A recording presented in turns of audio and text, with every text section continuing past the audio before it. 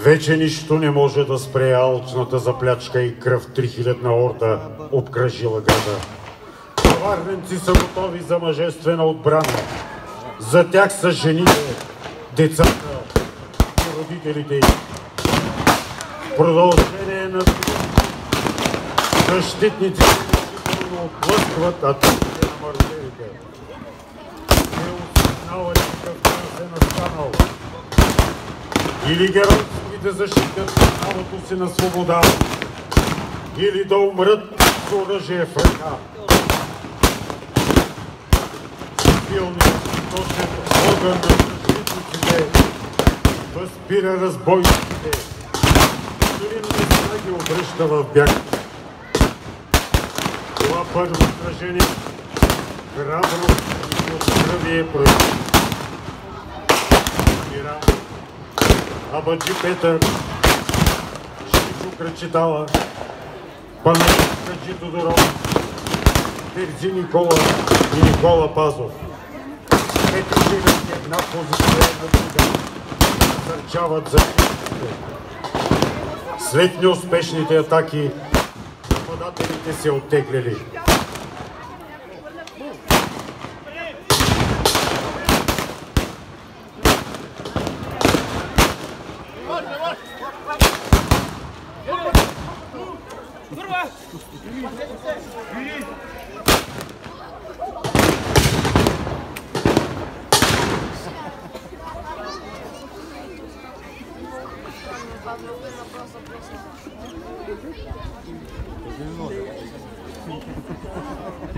На следващия ден отново се опитвали да влязат в града.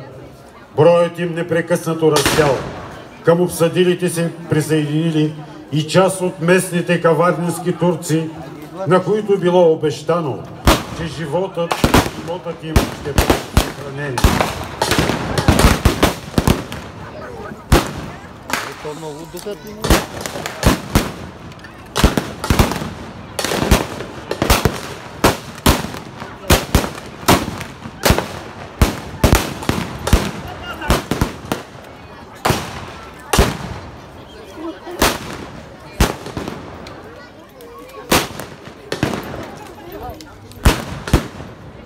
Силите достойни.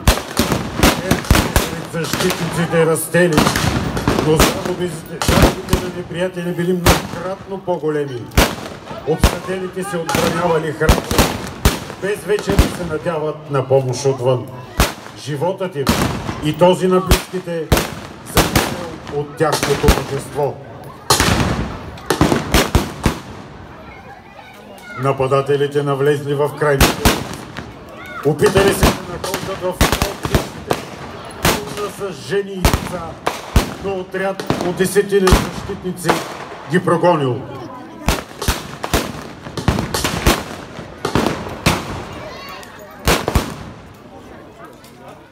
Черкезите успели да превземат част от позициите в лозята, подпалили крайните лични и стопански сгради.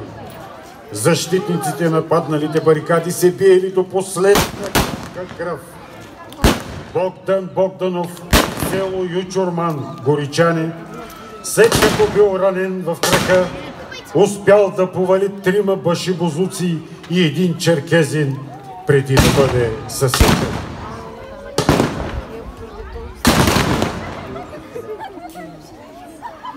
Битката този ден продължила 3 часа.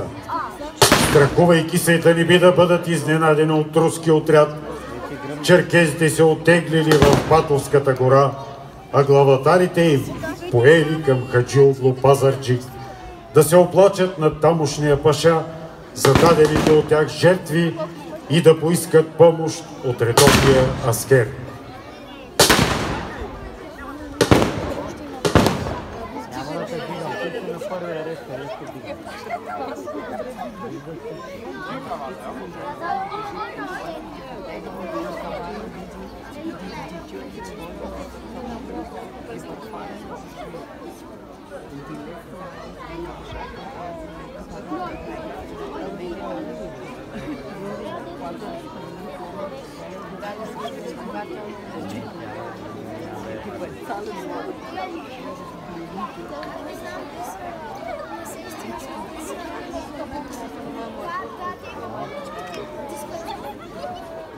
Командващият на гарнизона в Хаджиоглу Пазарджик Решит Паша, без да се замисли, дал на черкезите 2 оръдия, заедно с полагащите им се разчети от редовни войници и боеприпаси.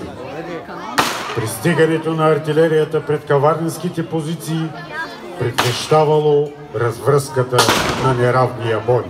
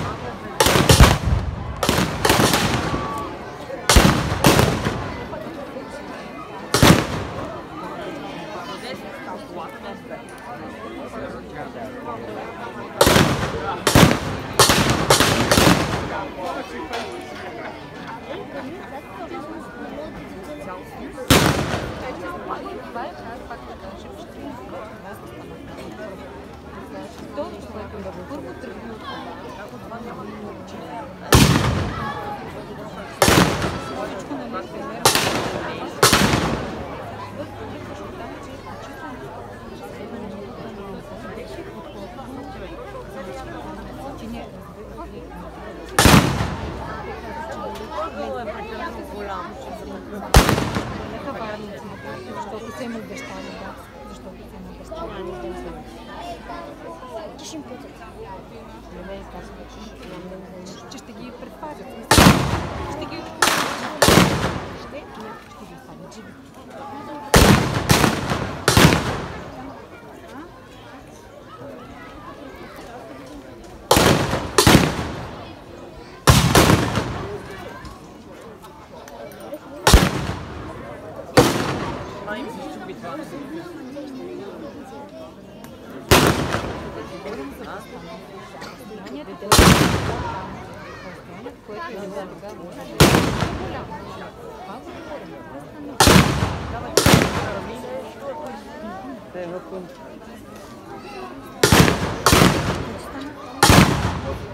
Лошо ли, че в момента?